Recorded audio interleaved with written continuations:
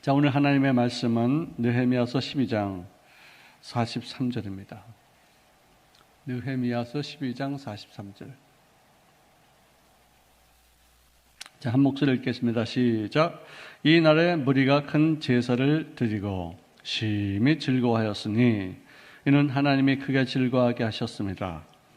부녀와 어린 아이도 즐거워하였으므로 예루살렘이 즐거워하는 소리가 멀리 들렸느니라.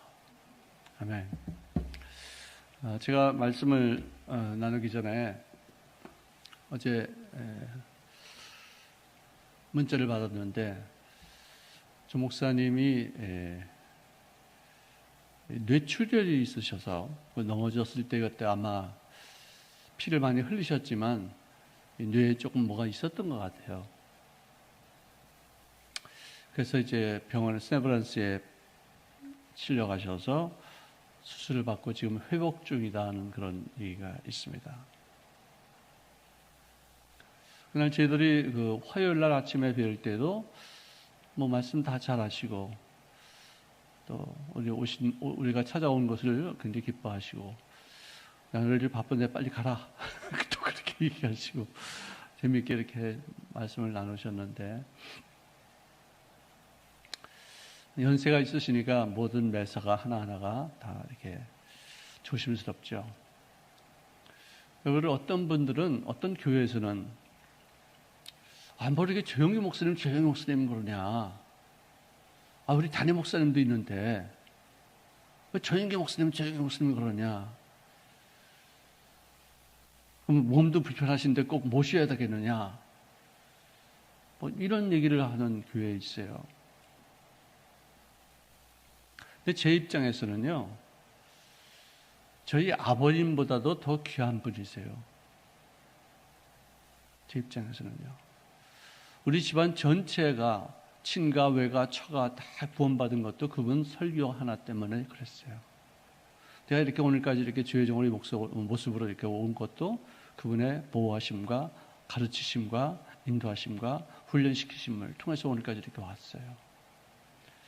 하나님을 내가 그렇게 직통으로 만날 수 있게 된 그 이유도 그분이 연결점을 그분이 찾아주셨어요. 그럼 내 인생에 참 난 그렇게 생각했어요. 어떻게 한 사람이 한 개인에게 이렇게 많은 영향력을 미칠 수가 있겠는가? 너무 놀라운 일이었어요. 그분이 어려워도 힘들어도 그분은 나의 스승이에요.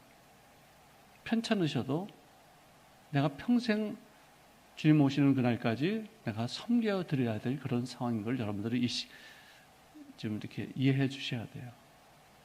그분이 내 우상이 아니에요. 은인이세요. 물론 하나님이 다 하신 거예요.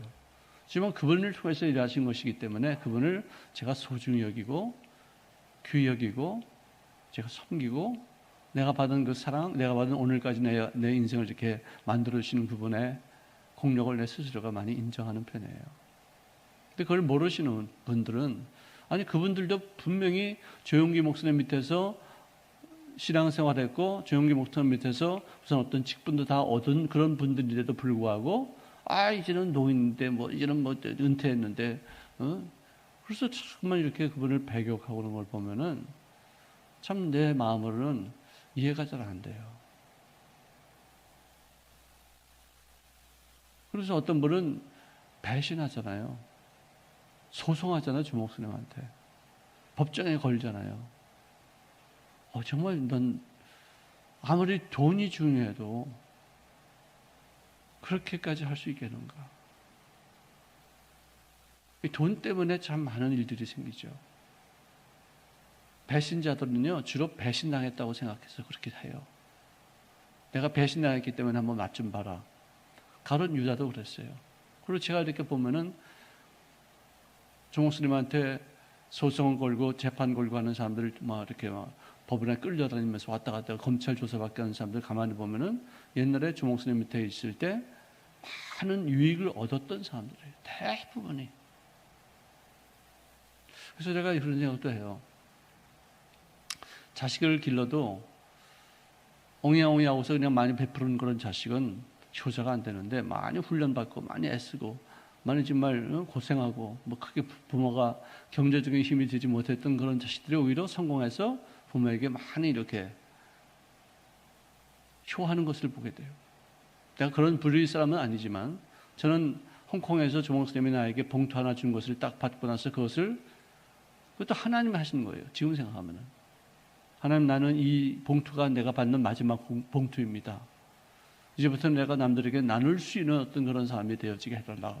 근데 하나님 그거 기억하셔서 저를 이렇게 나눌 수 있는 어떤 사람으로 만들어 주셨어요. 어디 가서 구걸하지 않아요. 어디 가서 돈 꾸지 않아요. 어디 가서 나 좀 도와달라고 손 내민 적이 없었어요. 근데 내가 여기 와보니까 이 도봉 교회를 지을 때, 이 건물을 살 때 여의도에서 돈 한 푼 안 받고 샀다는 거예요. 어디서 나하고 호드가 많네? 어떻게 또 이렇게까지 됐지? 참 멋있다고 생각이 들었어요.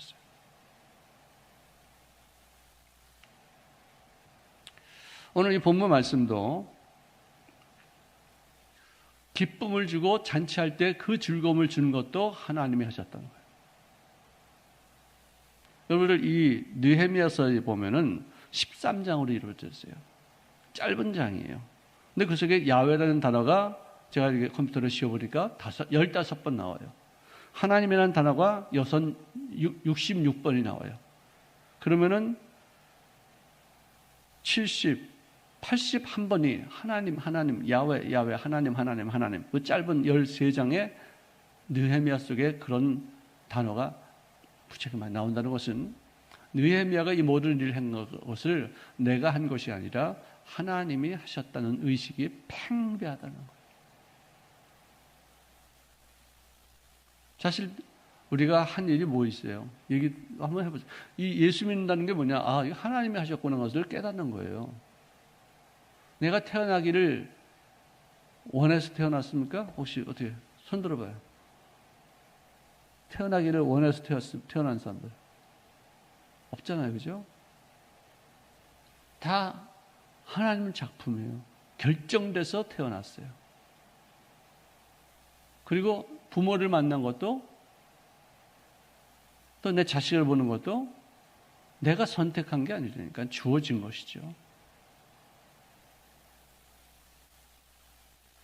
어떤 분은 내가 이렇게 옛날에 대머리가 돼가지고 너무나도 힘들었는데, 젊었을 때부터 머리가 막 빠져가지고 20대에서 40대라는 얘기를 듣고 막 그래서 막 힘들고 막 그랬대요. 그랬는데 이 사람이 연예계에 좀 들어가서 대머리 역할을 좀 하다가 결국은 나중에 가발 회사에서 광고를 얻게 됐어요. 그래서 경제력이 좀 풀렸어요. 그 사람 그동안은 이렇게 뭐 크게 이름난 그런 스타가 아니었기 때문에 반면 머리가 벗겨지니까 그런 일만 맡고 그러다가 가발 회사를 만나서 거기서 CF를 받아가지고 돈을 얻고 나서 그때서야 나한테 하는 말이, 이 대머리도 하나님이 하신 거라고. 네? 이거 갖고 돈 벌어먹는 사람이 누가 있겠냐고. 정말 너무나도 하나님의 은혜라고. 그 부인도 아주 예쁜 탤런트예요. TV 탤런트예요. 누가 말하면 다 아실 분들. 이제 앞에서 그래서 나오고 여기 같이 식사하면서. 그래서 내가 참 진짜 이게 하나님의 은혜구나. 하나님이 하신 것이구나. 내가 받는 고통도, 역경도, 괴로움도, 슬픔도, 상처도 하나님이 하셨다 하면은, 모든 연극의 주인공, 이 연극의 어떤 모든 그 감독이 하나님이라고 말한다면은, 내가 어떤 배역을 맡아도 나는 내가 중심으로 돼서 사는 게 아니라 나를 객관화할 수가 있어요. 왜 나한테 아니에요. 내가 어떤 일을 하는가를 내가 볼 수 있어요. 객관화한다는 거. 이게 하나님이 하셨다는 사람들이 생각할 수 있는 자기를 남보듯 볼 수 있어요. 자기가 자기의 중심이 되어가지고 모든 일을 자기가 했다고 생각하면은 누가 미운 거예요. 왜 내가 하는 일을 왜 방해하는 거예요? 전부 다 자기 중심이 되어서 자기에 대한 어떤 판단력이 흐려져요. 근데 하나님이 하셨다. 하나님이 나에게 각본 써주셨다. 하나님이 이렇게 행동하게 했다. 나에게 이런 배역을 맡겨주셨다. 그러면 무슨 일을 하든지 작은 일이건 큰 일이건 하나님이 하셨다기 때문에 나도 그 속에 한 불의의 사람으로 이렇게 하나님이 보실 때 이 모습을 내가 보는 거예요. 객관화할 수 있어요. 이 하나님이 하셨다는 이 고백은 느헤미야와 이스라엘 백성들만의 고백이 아니라 모든 사역이 52일 만에 끝나는 모습을 보면서 방해하고 공격하고 술수를 쓰던 원수들도 두려워하면서 고백했던 내용이에요. 이게. 여러분들 느헤미야서 6장 15절을 이해해 보니까 성벽 역사가 52일 만인 엘룰월 25일에 끝남에 우리 모든 대적과 주위에 있는 이방 족속들이 이를 듣고 다 두려워하여 크게 낙담하였더라. 이스라엘 백성들이 성벽을 완성하고 성전을 새롭게 건축했으니 이들의 신앙이 우리를 두렵게 하는 거예요. 이들이 이제는 하나님과 더불어 함께하는 신앙을 회복했으니 우리는 이제는 얘들한테 꼼짝 못하겠구나. 이런 두려움이 있어요. 그들이 다 우리 하나님께서 이 역사를 이루신 것을 알미리라. 이방인들까지도 알게 됐다. 근데 우리가 몰라서 되겠느냐. 나를 기쁘게 하신 것조차도 하나님이 주셨다. 어저께는 밤 10시까지 카톡이 나한테 들어와요. 때로 들어와요. 난리가 났어요. 참 기쁘더라고요. 이런 효과가 있을 줄 정말 몰랐었어요.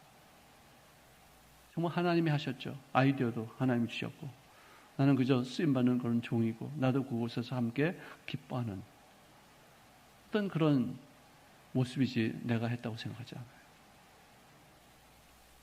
다들 힘들고 어려울 때 뭔가 소망을 주고 뭔가 사랑을 주고 또 서로 우리가 인정할 수 있는 어떤 그런 분위기를 창출하고 또 용기를 갖고서 또다시 교회를 위해서 힘을 내야 되겠다는 어떤 그런 결단을 할 수 있는 어떤 그런 것은 이 교회의 주인 되시는 분이 주신 아이디어가 아니겠어요.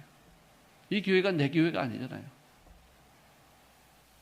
여러분들 한 분 한 분이 다 주님께서 택하시고 당신이 자녀로 만들어 주시고 지금도 양육하시고 지금도 당신의 뜻을 이루기 위한 사람으로 지금 세워 가시는 그런 상황인데 그분이 다 행하신 거 아니겠어요.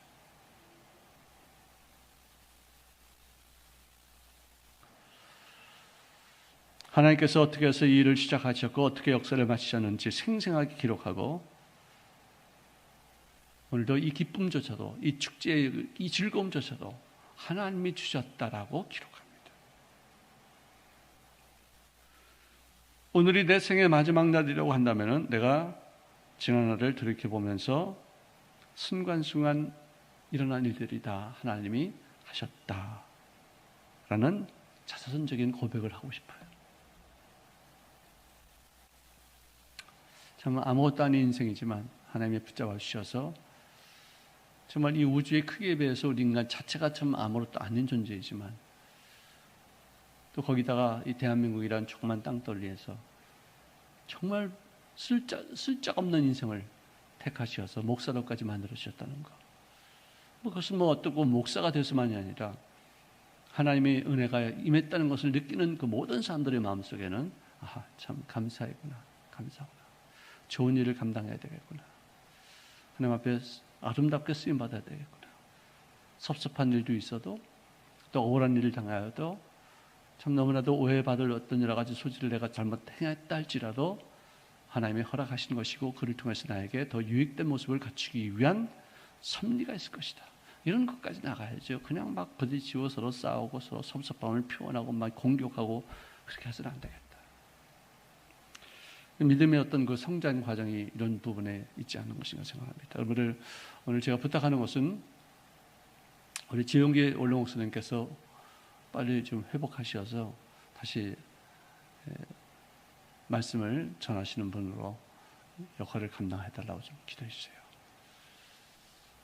참 연세가 드시지 않았으면 금방 회복이 될 텐데 연세가 드셨기 때문에 회복이 젊은 사람답지 않게 좀 늦을 수도 있기 때문에 이렇게 제가 부탁을 드립니다. 우리 다 함께 통솔 한번 기도하시겠습니다.